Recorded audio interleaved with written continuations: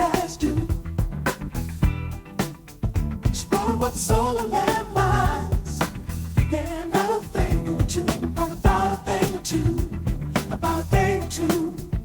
Mansplaining is deciding you're gonna search for the truth. Mansplain me, baby. Mansplain. There can be no thinking that would be uncool.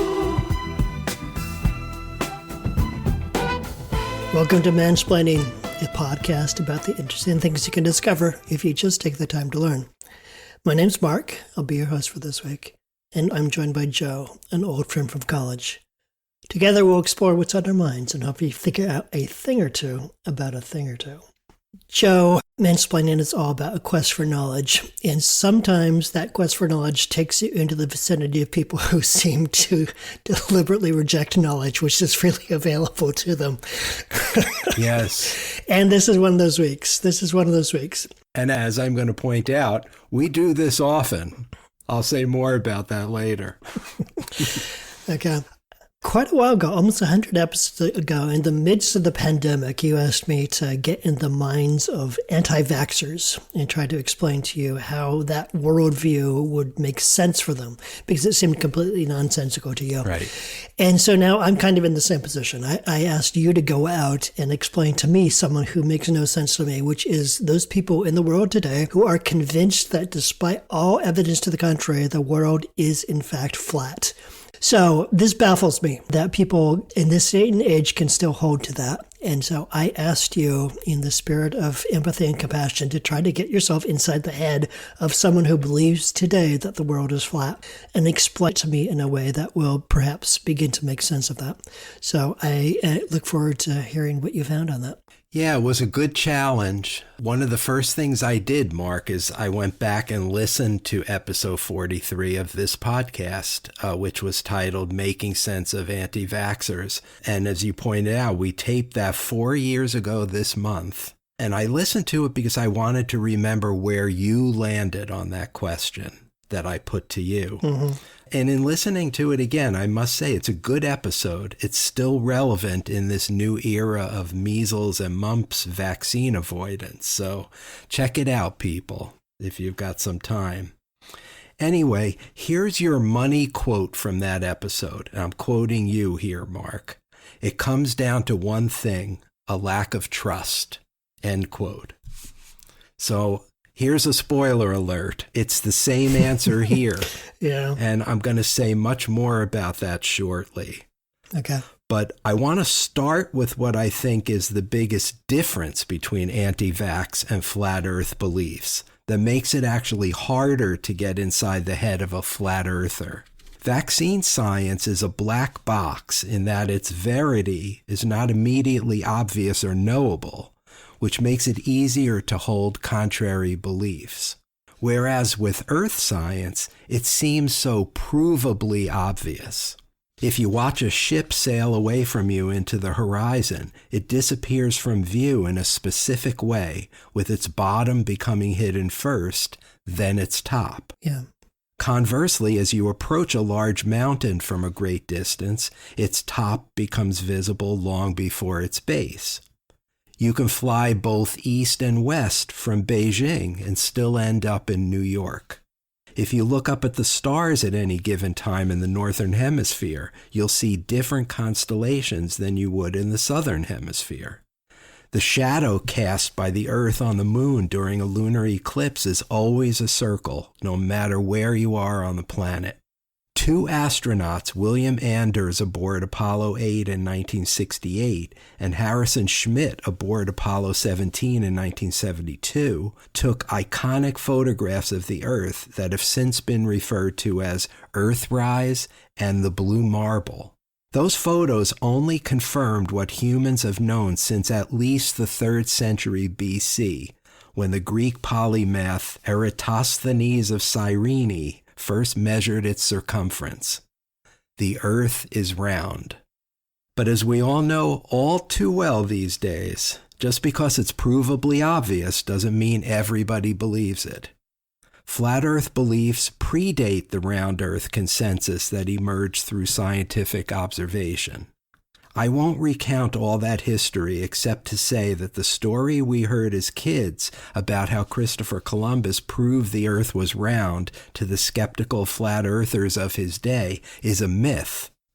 Educated people the world over have known since long before 1492 that the world was spherical. So let's begin with the modern history of flat earth beliefs so we can better see what we're dealing with before I take on your challenge to make the most charitable case for it. The first modern flat earther is the 19th century British writer Samuel Rowbotham, whose Bedford-level experiment in 1838 was the movement's original argument that the earth was flat. Incidentally, the flat earth movement offers lots of so-called proofs. If you're flat earth curious, I'll attach as the first source for this episode on our Facebook page a 2-hour, 17-minute viral video called 200 Proofs the Earth is Not a Spinning Ball by Eric Dubay, a flat earth theorist who's also a full-time yoga instructor and a part-time Holocaust denier. That's quite a Venn diagram you just described. Yes, and I will get back to that Venn diagram in due course. The 200th and final proof in Dubay's video presentation is a quote from Samuel Rowbotham. I want to say more about Rowbotham's Bedford-level experiment because it's cited by flat earth proponents even to this day. Rowbotham found a 6-mile stretch of the old Bedford River that was perfectly straight because it was really a man-made drainage canal, not a river. He placed a boat with a 5-foot-tall flag at one end of the canal and watched it move away from him through a telescope from the other end. If the Earth were really a globe, its curvature should have caused the boat gradually to sink below the horizon. Rowbotham calculated that at 6 miles, the boat should have been about 11 feet below his line of sight. And yet, Rowbotham could see the boat the entire time, which he claimed was definitive proof that the water, and thus the earth, was flat. Rowbotham published a pamphlet in 1849, later turned into a book subtitled Earth Not a Globe, in which he proposed that the Earth was a flat disk centered at the North Pole and bounded at its edges by a gigantic wall of ice, with the sun, moon, and stars moving in circles above the Earth. I'll say more about those details later. Back to the history. In 1870, the British naturalist Alfred Russel Wallace repeated the Bedford-level experiment, but raised the line of sight to 13 feet to account for atmospheric refraction, a phenomenon in which air temperature can bend light, making distant objects appear higher than they actually are. With this adjustment, Wallace found a curvature consistent with the spherical Earth and exposed Rowbotham's original experiment as pseudoscience. But Rowbotham's work had already gained many adherents, and his arguments had become foundational to the flat Earth cause, including that, quote, the Bible, alongside our senses, supported the idea that Earth was flat and immovable, and this essential truth should not be set aside for a system based solely on human conjecture. End quote. It wasn't until 1956, long after Rowbotham's death, that a British lecturer and conspiracy theorist named Samuel Shenton created what is now known as the Flat Earth Society. Shenton was interested in pushing alternative science leavened with biblical underpinnings, particularly to children. Despite his best efforts, the Flat Earth Society hemorrhaged members in the 1960s after the U.S. space program started publishing photos like Earthrise and Blue Marble, clearly showing the curvature of the Earth. Shenton still managed to generate publicity via his repeated attempts to debunk and delegitimize those photos and the space program generally. But the Flat Earth Society's global membership sank to 100 by the time of the moon landing in 1969. Seems pretty bleak, but the story takes another turn. Shenton died in 1971, but one of his acolytes, Charles Johnson, ran the Flat Earth Society from 1972 until his own death in 2001. Johnson, who styled himself as the world's last iconoclast, based his ideas on Old Testament references to a flat earth and saw scientists as witch doctors constructing an elaborate hoax to supplant religion with science. He believed the moon landing was staged by NASA in a hangar in Arizona, with the sci-fi author Arthur C. Clarke writing the script. Johnson has a lot of company in that belief, I should point out. A Washington Post poll in 1994 found that 9% of Americans thought the moon landing was faked. Johnson dismissed Earthrise and Blue Marble as either photoshopped or composite images and argued that the wide-angle fisheye lenses used in high-altitude photography created a false curve where none existed. He grew the Flat Earth Society's dues-paying membership to 3,500 by the mid-1990s, with each new member receiving a map of the flat world and a quarterly copy of Flat Earth News. After his death, membership again plummeted until the society was relaunched as a web-based discussion forum in 2009, its website featuring a public collection of flat Earth literature and a wiki. May I just remark on the irony that the dues-paying members of the Flat Earth Society received a map as part of their membership, since it seems to me like a fundamental, like almost like a core requirement of membership in that society is that you do not travel far enough from your home to notice things like you mentioned early on, that if you're in Beijing and you fly east or west, you can arrive at the same destination. Yes. I'm going to go into more details about the flat earthers' beliefs, but yeah, it's a very good point. And in one of the movies I saw about flat earth proponents, there's a huge merchandise thing of selling very detailed maps of the flat earth. Some of them are like display pieces for a finely appointed home. So it's very, very interesting that such a racket exists. Right, yeah. The term flat earther has been around for nearly 100 years, long enough for it to become a generic term describing a person who holds ridiculously antiquated views that deny objective reality. It's hard to quantify how many people today are true flat earthers. That said, the population of believers might now be at its modern zenith. I've seen reputable polling conducted over the past decade indicating that anywhere from 1% to 10% of the U.S. population currently believes the Earth is flat, with an additional single-digit percentage not sure. Polling in Brazil and the UK tracks this. A 2018 YouGov poll generated a lot of publicity when it claimed that only 84% of Americans and only 66% of young adults aged 18 to 24 have always believed the world is round. But that finding is probably an outlier. As a self-described member of the reality-based community, I must tell you I was shocked at how large the Flat Earth constituency appears to be. It numbers in the millions of people, and that doesn't even include the two most populous countries, China and India, for which I couldn't find any polling. I had no idea that flat earthers were such a large and apparently growing population. So, Mark, I'm curious, how did you know this? Have you been spending time on flat earth message boards? The scientists are lying to you, Joe. No.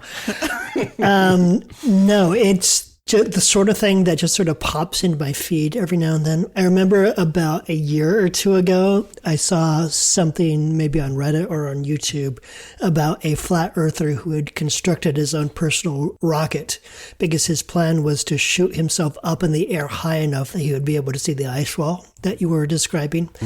Right. And the video I saw was of a unsuccessful test of his rocket. And I think I read later that he did, in fact, shoot himself up later and injured himself severely in the process. Yes. And I don't believe he actually saw the ice wall. But so it's just something that I hear about from time to time.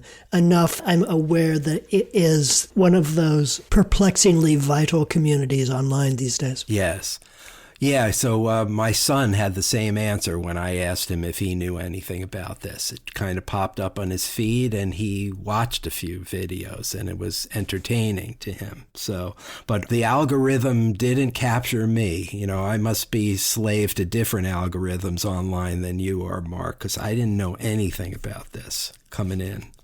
So before reading a single article on this topic, I surmised that the digital age in which we now live, where contrarians and conspiracy theorists can connect to a global audience to reinforce each other's beliefs, might explain why interest in all things flat Earth appears to be on the rise again.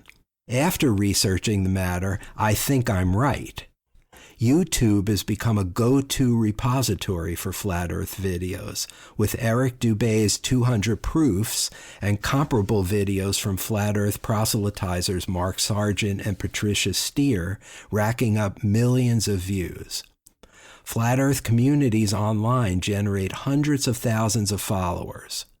In 2018, a feature-length documentary about flat earthers called Behind the Curve was picked up by Netflix and other streamers. I'll post that link to our Facebook page as well. Perhaps not surprisingly, as I mentioned a minute ago, a lucrative cottage industry is developed around flat earth videos, books, and merch. In November 2017, more than 500 people congregated in a suburb of Raleigh, North Carolina, to attend what was billed as the first ever Flat Earth Conference. Similar conferences have taken place in other U.S. cities and in the UK, Brazil, and Italy. There's even a Facebook group called Flat Earth Match that serves as a dating site for flat earthers to find like-minded romantic partners. Yes. Begs the question whether they are attracted to flat Earth people or if they just struggle to date anyone who's not a flat Earth people, because as soon as they start talking about their flat Earth beliefs, then the relationship very soon comes to a close. Yeah. Not exactly a conversation starter, right? Yeah. So there's always a chicken and egg problem around whether cultural trends are started or just amplified by influencers. To that point, over this past decade when being a flat earther became popular again, a handful of celebrities were brave enough, or dumb enough depending on your point of view, to declare themselves part of the trend. It seems to be popular among pro basketball players, since Kyrie Irving, Draymond Green, Shaquille O'Neal, Jaylen Brown, and Wilson Chandler have all stated publicly that they either believe the earth is flat or are at least receptive to that belief. And let me just say that how surprising that is, because that's a population of well-traveled men, people who spend most of their professional lives in airplanes, looking out the window at the curvature of the earth, and yet convinced that somewhere out there there's an ice wall past which they cannot fly. Yes. In addition to those NBA stars, the British former cricketer Freddie Flintoff, the Vietnamese American model and former reality TV star Tila Tequila, remember her? Uh-huh. And the rapper B.O.B. are among the other celebrities who've made their flat earth proclivities public. B.O.B. called mainstream science a cult and engaged in a Twitter feud with astrophysicist and bête noire of all flat earthers, Neil deGrasse Tyson, which is not a particularly astute move if you ask me. I watched a video in which Tyson rebutted flat earth claims by pointing out how the laws of physics conspire to make things round. Gravity pulls mass toward a center, which forms objects into spheres. Nearly all celestial objects are spheres. The Earth is not a perfect sphere because its rotation causes it to be slightly squashed at the poles and swollen at the equator, forming an oblate spheroid. B.O.B. is not going to win that argument. Even though Tyson got the best of that confrontation, when it comes to name-calling, I would say it's a standoff. Flat earthers call the rest of us globers or globetards, while some of us call flat earthers flurfs or flattards. I guess that makes me a far-left lunatic libtard globetard, Mark, but at least I'm not a flattard. I assume flat earthers believe Emerson's saying that consistency is the hobgoblin of little minds, because there's a stunning lack of consistency in their beliefs. I'll now sketch out some that are widely held. The mantra of flat earthers is trust your eyes, also referred to as the zetetic method, with the word zetetic defined as proceeding by inquiry. It prioritizes sensory observation over theoretical science. It uses logic that feels sound to users, at least until confronted with further variables that rebut their conclusions.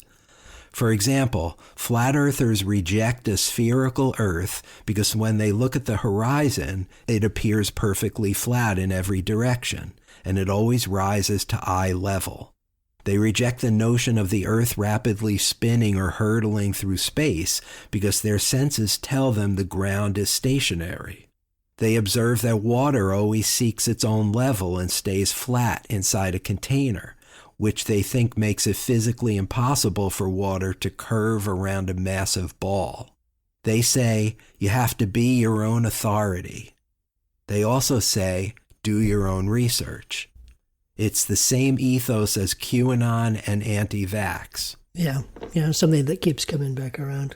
And also it's kind of a built-in rebuttal for some of the things you've already noted. For instance, if your mantra is to trust your eyes, then anyone who says, well, the atmosphere has an effect where it can make things seem higher than they actually are, they will immediately discard that as evidence. Like that is you trying to tell them that they cannot trust their eyes, but their eyes tell them something is true. Yes, exactly. It's almost a worldview, a paradigm where your understanding of what constitutes reality means that you can't accept other evidence because it's contrary to that fundamental principle.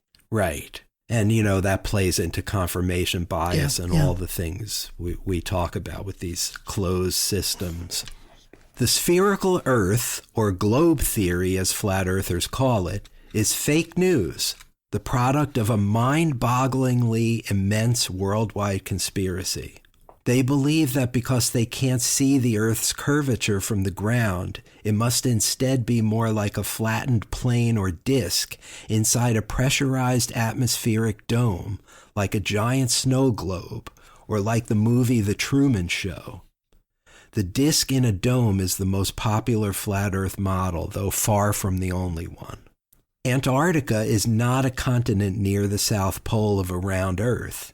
It's an immense 150-foot-high wall of ice encircling the perimeter of the Earth, maintained by international treaties that prevent regular people from exploring it.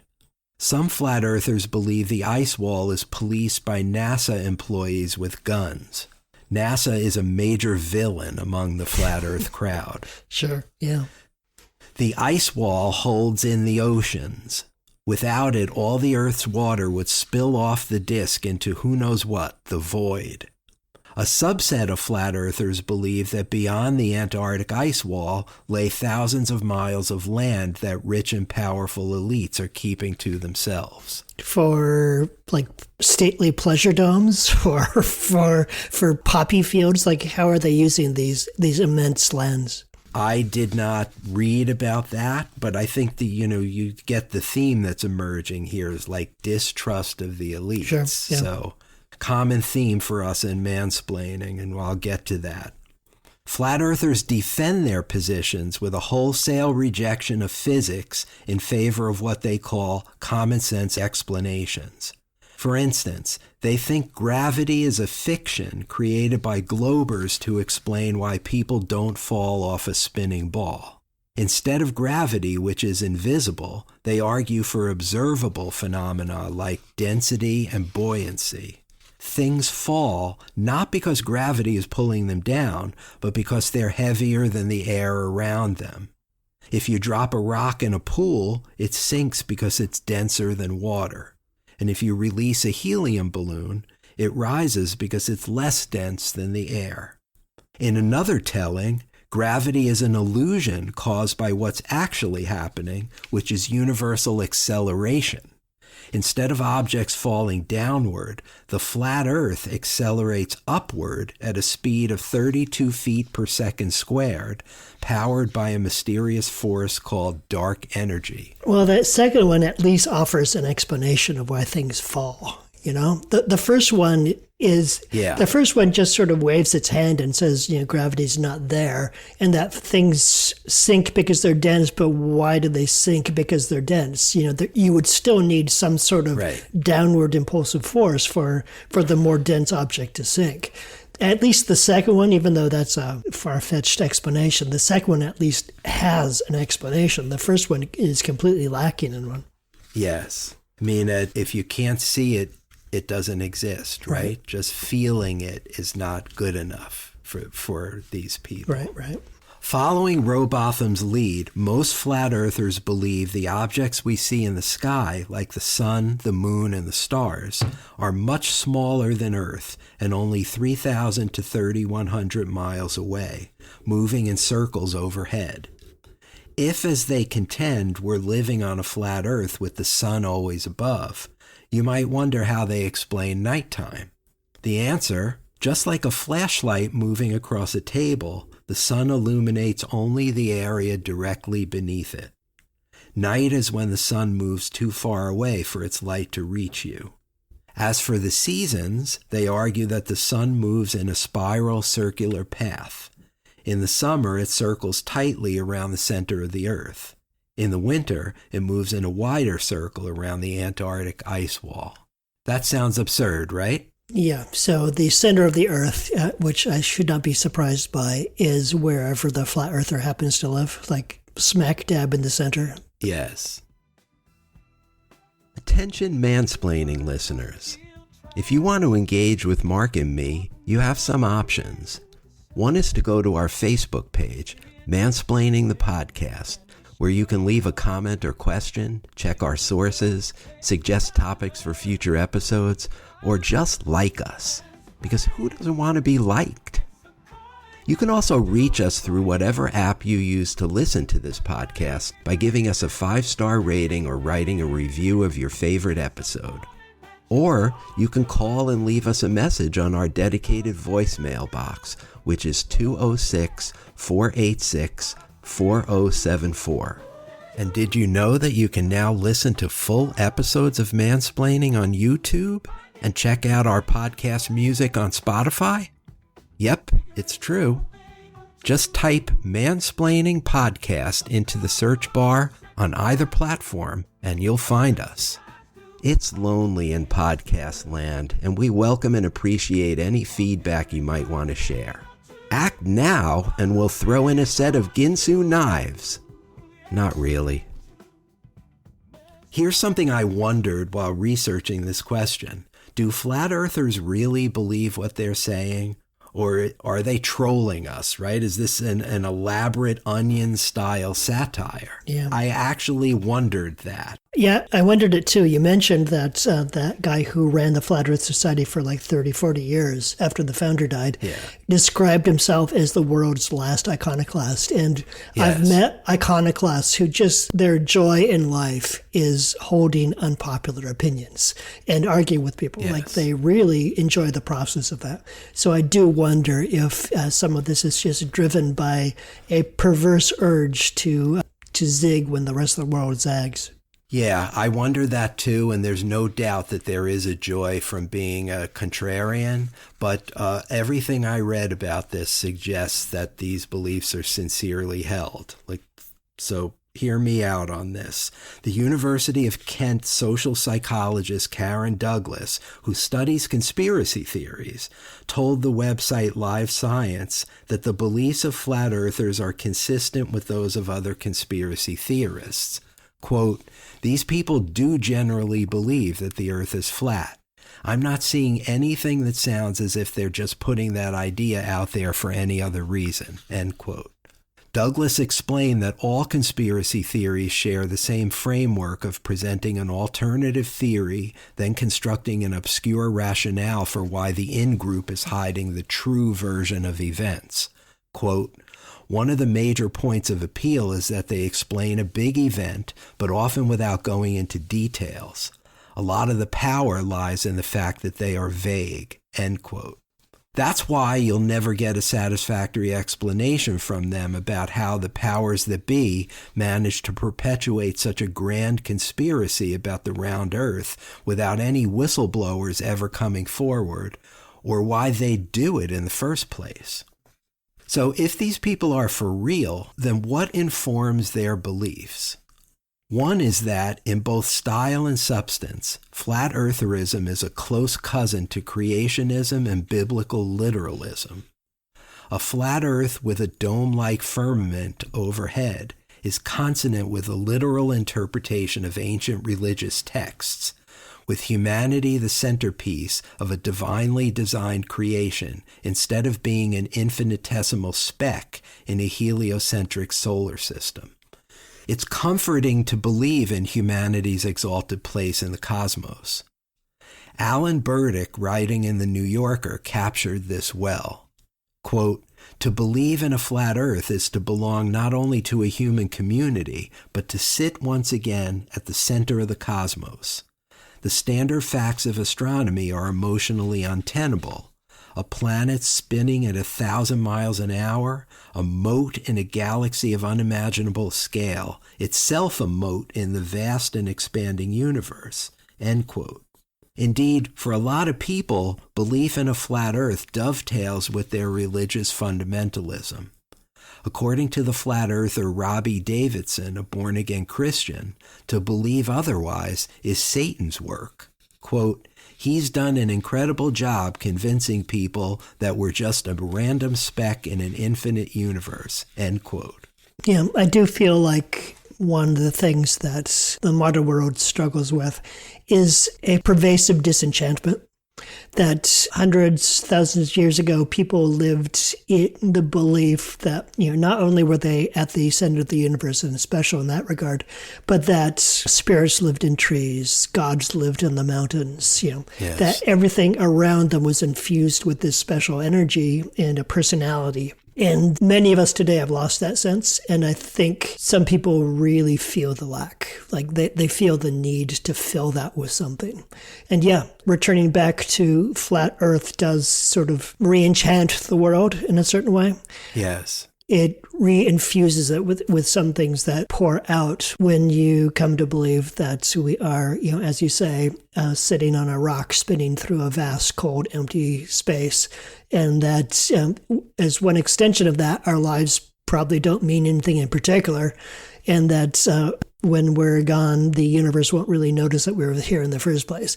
Like there's a bleakness to that is answered in some way by religion in general and by flat earthism in particular.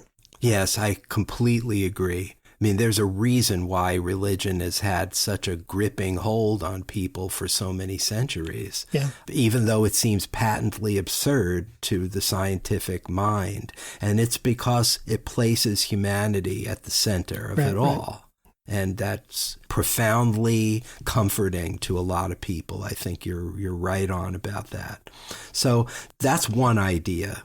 The closeness to creationism is one reason for flat earthers believe what they believe. Here's another one. The pesky cognitive bias we've mentioned before on this podcast called the Dunning-Kruger effect, which describes a systematic tendency of ignorant, low-performing people to be unable to recognize their own ignorance and therefore overrate their ability. They don't know what they don't know. The Trump administration is Exhibit A for Dunning-Kruger, but flat eartherism is maybe Exhibit B. Yeah. So that's number two. But what I think is the best explanation harkens back to what you said about anti-vaxxers in episode 43. It's the widespread distrust in government, in expertise, and in conventional information sources. For people who already believed Bigfoot was real, 9/11 was an inside job, and the Illuminati were secretly forming a totalitarian world government, flat eartherism is not the least bit absurd. In fact, as one of the speakers at the Raleigh Flat Earth Conference told the audience, quote, I was already primed to receive the whole flat earth idea because we had already come to the conclusion that we were being deceived about so many other things. So of course they would lie to us about this. I'm just trying to wake people up to the idea that they've been lied to, end quote. Yeah. To flat earthers, the establishment's original sin of lying about the fundamental nature of Earth primes the proverbial pump for countless other lies. Social media's lack of guardrails about what's true only serves as lighter fluid to spread the conflagration of ignorance. In fact, flat earthers are so distrustful about information sources that they frequently snipe at and feud with each other, one faction calling the other shills of the deep state. Many flat earthers think the Flat Earth Society is a government-controlled organization whose real purpose is to make ridiculous claims that discredit the entire movement. Yeah, it never occurred to me, but that would in fact be a trap that you fall into. If you feel that everything is a conspiracy, then in some way the conspiracy itself is the deepest conspiracy of them all. Yes, it's like the story of the snake that eats itself, right? Eats its tail.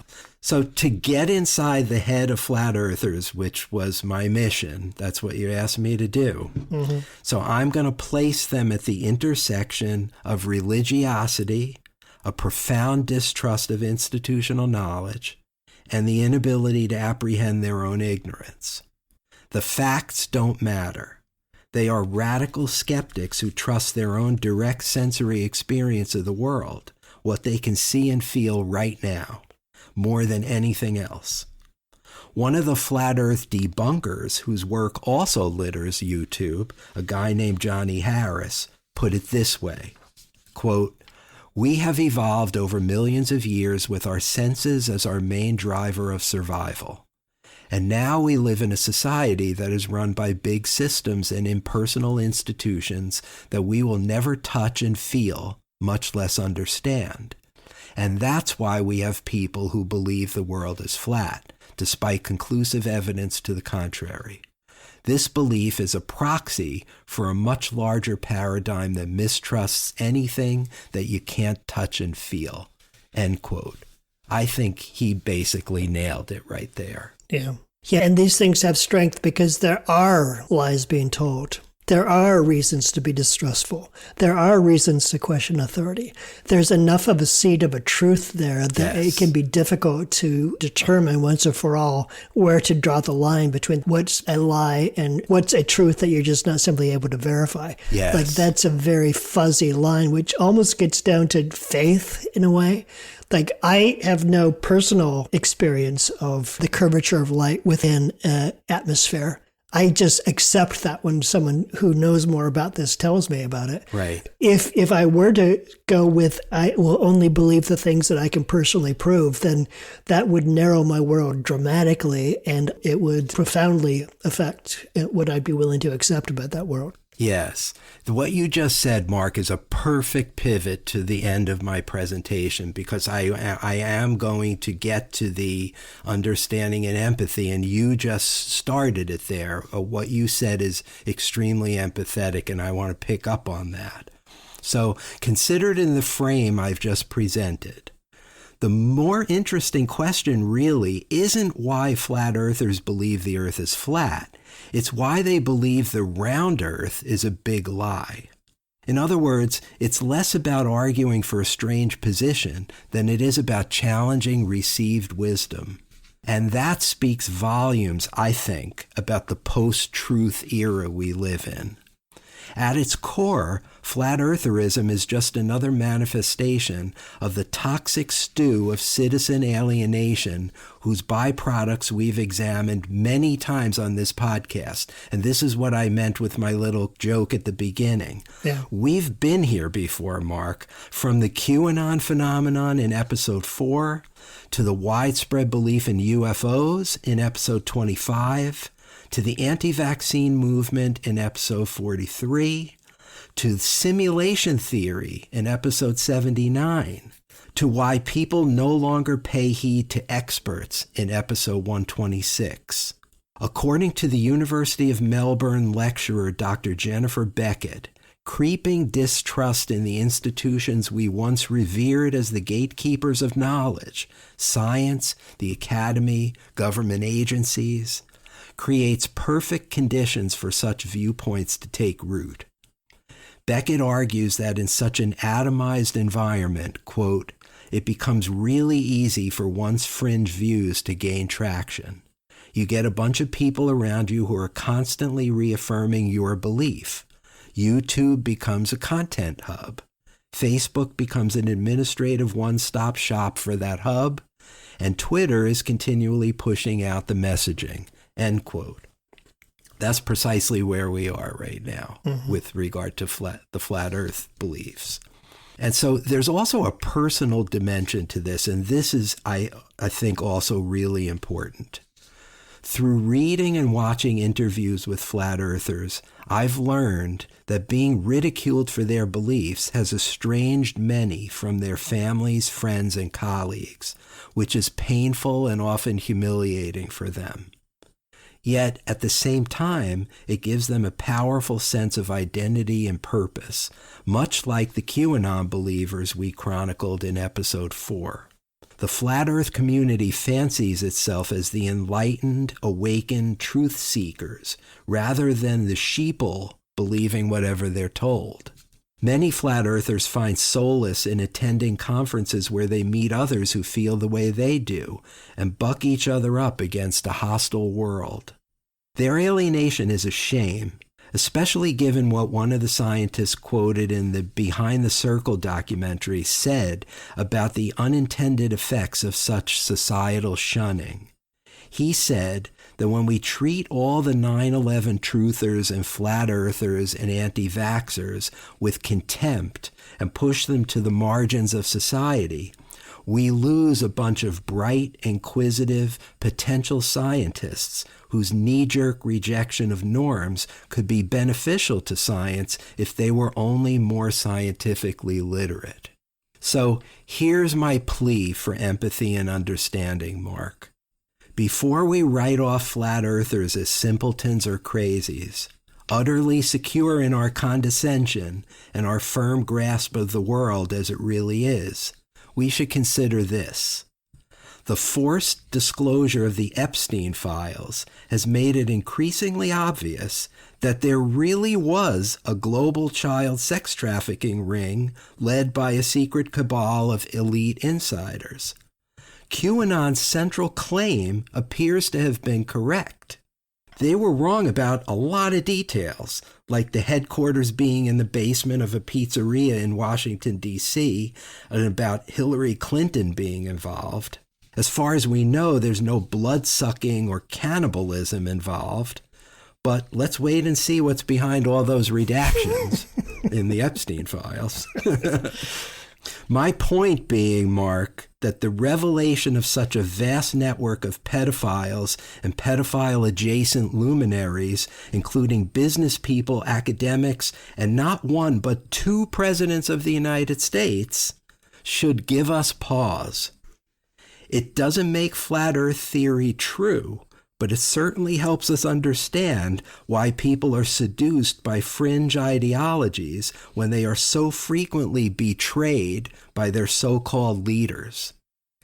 If it's true that we always get the government we deserve, then we must also deserve a citizenry that doesn't trust its government as far as it can throw it. No, I think you're completely right. I do think we live in the age of distrust. And that age is deepening rather than lessening. Yes. Which is ironic because this is also the age when we have knowledge and information at our fingertips like never before. Like you could access so much more stuff, but those same means of access give you access to so much crap, you know. But I can relate to each component of the flat earther mindset. I can relate to the desire to investigate things myself. I mean, that's the whole principle of mansplaining, is to try to learn more about things. I can relate to distrust of authority because I distrust a number of authority figures. Yes. I can relate to the feeling that we are being lied to because I believe that every day we are lied to by some elements of our society. I can relate to so much of that. And it's almost like it's a set of ingredients, chemicals in a stew, that if you put 1 or 2 or 3 into a glass vial, maybe nothing happens. But when you hit a certain combination, it reacts in an energetic way. It's like flat earthism is almost a chemical reaction of the mind where a number of different ingredients go in, and that's what comes out of that. Yeah. So I still find the point of view bizarre and hard to get my head into that same space, but at the same time, I can understand the road that you would need to travel down in order to arrive at that point, if that makes any sense. Yes, it does make sense. And it reminds me of a couple of things. One is a story I've told on this podcast before. I can't, probably in one of those other episodes I just referenced where we were talking about this phenomenon of distrust, where I was a firm believer that JFK was not assassinated by a lone gunman in the Texas School Book Depository building, and believed there was a second gunman. And there was something oddly comforting and compelling about believing that there was a second gunman and dismissing all the so-called evidence offered by those stooges in government and the Warren Commission, you know? And it wasn't until many years later, when I was already a middle-aged man, and I kind of soberly read through the Warren Commission's findings and realized it made perfect sense, you know? Mm-hmm. So, and I felt a little bit ashamed of myself. So this is to just underscore how easy it is to go there, like you were just saying. And then the second thing I wanted to say is what you were just saying, Mark, reminded me of all the promises made by the avatars of social media, the Zuckerbergs and Elon Musks and all, about how we were going to unleash this paradise where so much education was going to happen and people were going to see the truth and learn things with social media. And instead we have rampant untruth, you know, aided and abetted by AI slop and devious and malicious politicians. And, you know, we have kind of a dystopia scenario instead of the utopia that was promised. Right. So that's why we live in this age of distrust. Yeah. It'd be interesting, perhaps horrifying, to see how AI is going to play out within the space, because there is a study out there that I saw that AI is remarkably good at convincing members of conspiracy theory groups to re-examine their beliefs. It's very effective in convincing them that maybe their point of view is distant from that. But I suspect that what makes AI good at that would also make it really good at convincing you to join one of those communities. You know, like it could turn in either one of those directions. Right. It may be just like we have MS Now and Fox News on opposite poles of information, and you watch one and you'll never know what's going on in the other alternate universe. It may turn out that, you know, Anthropic is telling you certain things and trying to disabuse you of your conspiracy theories when some other form of AI is reinforcing them, you know. Oh, we already have that, Joe. Elon Musk's AI, which is called Grok, was specifically designed in order to be the anti-woke AI. There you go. And, right. And the funny thing is they've kind of struggled with that. Like the AI sometimes says that Musk is full of shit, and then they overcorrect. And then it's like Musk is God, and they correct back again. And it's like Musk, like they're having trouble finding the right balance between those things. Right. You mentioned the simulation theory episode that we did. Yes. And when we were talking about the flat earth belief that the earth is a disk within a dome, I didn't think of that as like we're God's snow globe. What I thought is that kind of sounds like a terrarium. If the world and everyone in it is part of a simulation, And that simulation happens to take place on a flat disk that's underneath a pressurized dome, surrounded by walls of ice, then that doesn't make us special. It just makes us the object of the experiment. So there's a different way that sort of once again removes the enchantment from the world, that you can take everything about that flat earth worldview at face value and combining it with simulation theory, turn it into sort of a horrifying Twilight Zone-esque idea that aliens are just looking through the glass of the dome that contains our world, watching us live our lives. Or some kind of nefarious producers, like in the plot of The Truman Show, right? He doesn't know. The Truman Show, exactly, yeah. Yeah, that's a nice connection you're drawing there. So I feel like I did bring a measure of empathy and understanding there at the end, but yeah, you did. It was hard to take a lot of the arguments seriously. What I take much more seriously is the profound alienation that so many people feel in our country, and it really, it bothers me. It makes me sad and upset to think about that. Yeah, I think probably at the root of a lot of this is, like you say, alienation and disenfranchisement and living lives without a whole lot of hope in it, in a world that doesn't seem to care about them. Yeah. And that it would be so easy in that context to construct a narrative in which you are the brave rebel fighting against the overlords of this hostile universe. That would be a much more dramatic and satisfying arc to be living than that you're working a job you don't like. There's no one in your life who really seems to love you. You don't really have a whole lot to look forward to. And then at some point, your body's going to break down and that will be the end. Like once again, to get back to the sort of how this links up with fundamentalism, I could see where this is a story you could tell that makes your life feel a lot more dramatic and important and interesting, and perhaps to some extent compensates for the extent to which it further alienates you from the connection that you might otherwise have, because your friends and your family have trouble accepting you as long as you are a member of this community and espousing these beliefs. Yeah, I mean, I'll tell you one thing that would profoundly change things is if we had a society in which we didn't look to the Elon Musks of the world to tell us what to think. We had a truly egalitarian society. That might do something to crack through the miserable distrust that's so pervasive, Yeah. But in the meantime, we're going to live our lives like it's the plot of the movie Soylent Green, where we're all trying to unfold the grand plot and scream, Soylent Green is people! At the end, Yeah. That's basically what flat earthers are doing. It's just another version of that. Yeah. After I asked the question, I remembered reading about Facebook moderators who had been exposed to a number of conspiracy theories because they had to moderate the content. And a large number of them started to believe the conspiracy theory ideas because they were exposed to them. So I was afraid, some small part of me was afraid that you'd come back and you'd say, you know what, I'm actually starting to think that these guys have a point. Yeah, no, I didn't come back with that, but I did come back with a good dose of empathy. Well, that's always a good place to end up. And I appreciate you giving me the question for that reason. So I've got a question for you for next time. Okay, lay it on me. I feel a little guilty asking this question because it's going to a dark place, but mansplaining needs to go into the dark crevices. So we're going to go there, Mark. Here's my question. Now that the truly horrific COVID-19 pandemic, in which more than 1.2 million Americans died, is finally in the rearview mirror, I dare say nobody is anxious to talk about that subject again.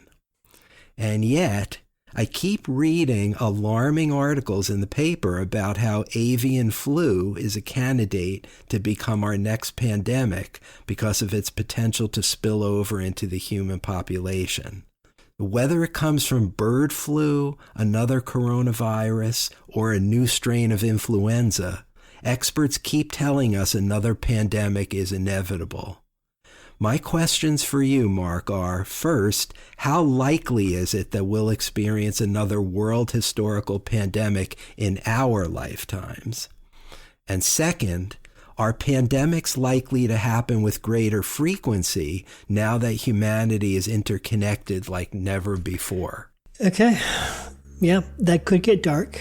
I certainly hope to spend the rest of my days on this earth without needing to wear a mask every time I go outside the house. Yeah. So my fingers are crossed, but we'll see where it goes. I certainly have not read up on this previously, so I'll be starting with a blank page, and we'll see what fills it. Yeah, it's a miserable idea, and yet I feel like we need to be prepared for this. And as I said, I'm reading just enough kind of tantalizingly scary stories in the paper, like one every 6 weeks. Yeah. That I'm wondering, oh my God, we have to go through this again. Yeah. So give us your best guess about when that might happen. Okay. Yeah. And the interconnectedness, Wuhan, the story of whether it's a lab leak or a fresh market, the fact remains somebody took a plane from Wuhan to Seattle, and then somebody took a plane from Seattle to New York, and here we are, right? Is that going to be also the story of the next pandemic? Well, probably, because as you'll remember, AIDS started in Africa and traveled by plane to the rest of the world. But the fact that it will probably travel by plane doesn't necessarily tell us how likely it is for that to happen in the near term. So I'll see what I can figure out. Good. So I will spend 2 or 3 weeks on that before we come back with an answer. In the meantime, I hope our listeners use the time to travel as widely as possible so as to disprove the notion that if you fly too far in one direction, you'll see the ice wall and be shot down by the NASA cops on the wall. But until then, this is Mark, and that was Joe, and we'll see you next time. We'll talk to you soon. A flat tire's bad, 'cause it makes you swerve. A flat chest is sad, don't want to flatten that curve. But flat earth theory takes a whole lot of nerve. It's neither bad nor sad, it's totally rad. When it comes to the world, round is so square. Flat's where it's at, NASA is lying, I swear. Wake up, sheeple, the edge is right there. Flat's where it's at. Flat paint, it's really hard to clean. Flat feet, they come from a bad gene. But it's downright eerie that flat earth theory is something I could glean from the things I've seen. When it comes to the world, round is so square. Flat's where it's at, and it's really only fair. 'Cause the curve's just a myth that they put in the air. Flat's where it's at. If I told you Kyrie, your favorite point guard, supported flat earth theory, would that get you hard? You're just jealous that I have the gall to say Antarctica is a giant ice wall. When it comes to the world, round is so square. Flat's where it's at, I've done the research, I swear. Got a YouTube playlist, and now you're aware. Flat's where it's at. Flat's where it's at. Flat's where it's at.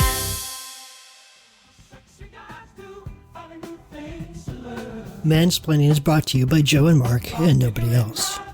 Music composed and performed by the Mansplaining House Band. Thank you for spending your time with us, and we'll see you next time.